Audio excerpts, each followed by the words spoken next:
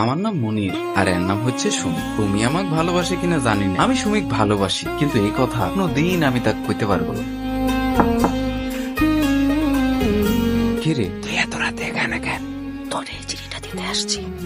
এই তো খুশি হলাম, এটা তোর ওই চিঠিটা কালকে আমাকে লিখে দে। আমি এসব চিঠি লিখতে পারি না। লিখে দে।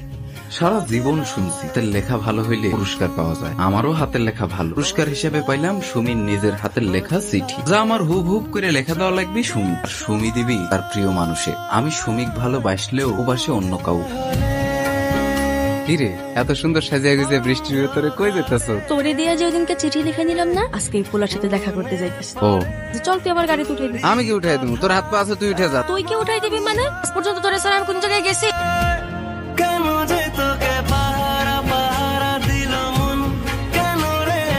আজকের চিঠিতে লেখা আছিল কালো শার্ট চশমা ঘড়ি পরলে নাকি তার প্রিয় মানুষে খুব সুন্দর লাগে। মনের অজান্তেই আজকে আমিও কালো শার্ট পরছি।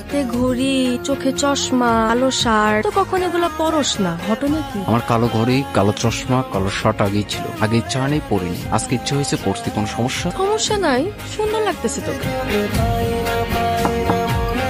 একটা ইম্পর্টেন্ট কথা আছে। বল, তোর কিসের এত ইম্পর্টেন্ট কথা আমাকে বল। তুই তো জানোস পাশের গ্রামের একটা ছেলেকে ভালোবাসি। বিদেশ থেকে আমার মামাতো ভাই আসছে, এখন বাসা থেকে বলতেছে ওর সাথে আমাকে বিয়ে দিবে। আমি তোকে বিয়ে করব না, ছোটবেলা থেকে আমরা একসাথে বড় হয়েছি না, সবসময় আমার পাশে ছিলি না। তুই আমাকে লাস্ট হেল্পটা কর প্লিজ। তুই আমার সাথে যাবি, ওই ছেলের হাতে আমাকে উঠাই দিবি। আমি তোর কোনো হেল্প করতে পারবো না। তুই পালায় যাবি না কই যাবি? তুই যা প্লিজ।